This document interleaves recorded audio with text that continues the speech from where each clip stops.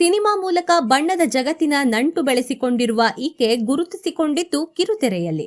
ಮೊದಲ ಧಾರಾವಾಹಿಯಲ್ಲಿಯೇ ನಾಯಕಿಯಾಗಿ ನಟಿಸಿ ಸೈ ಎನಿಸಿಕೊಂಡಿದ್ದ ಈ ಬೆಡಗಿ ಇದೀಗ ಕಿರುತೆರೆಯ ಮೋಸ್ಟ್ ಬ್ಯೂಟಿಫುಲ್ ಖಳನಾಯಕಿ ಹೌದು.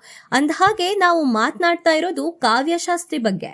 ಯುಗ ಸಿನಿಮಾದ ಮೂಲಕ ನಟನೆಗೆ ಕಾಲಿಟ್ಟ ಈಕೆ ನಂತರ ಕಾಣಿಸಿದ್ದು ತೆಲುಗು ಕಿರುತೆರೆಯಲ್ಲಿ. ರಾಣಿವಾಸಂ ತೆಲುಗು ಧಾರಾವಾಹಿಯಲ್ಲಿ ನಟಿಸಿದ ಈಕೆ ಮುಂದೆ ಶುಭ ವಿವಾಹ ಧಾರಾವಾಹಿಯ ಶ್ರದ್ಧಾ ಆಗಿ ಕನ್ನಡ ಕಿರುತೆರೆಗೆ ಪಾದಾರ್ಪಣೆ ಮಾಡಿದ್ರು. ನಂತರ ತಮಿಳಿನ ಮಹಾಲಕ್ಷ್ಮಿ ಧಾರಾವಾಹಿಯಲ್ಲಿ ನಾಯಕಿಯಾಗಿ ಅಭಿನಯಿಸಿದ ಈಕೆ ನಂದಿನಿ ಧಾರಾವಾಹಿಯಲ್ಲಿ ದೇವಸೇನಾ ಮತ್ತು ತ್ರಿಶಲಾ ಪಾತ್ರಕ್ಕೆ ಜೀವ ತುಂಬಿದ್ರು. ನಂದಿನಿ ಧಾರಾವಾಹಿಯ ನಂತರ ಕಿರುತೆರೆಯಿಂದ ದೂರವಿದ್ದ ಕಾವ್ಯ ಶಾಸ್ತ್ರಿ ಇದೀಗ ಪ್ರೇಕ್ಷಕರ ಪಾಲಿಗೆ ಪ್ರೀತಿಯ ಅನಾಮಿಕ ಹೌದು.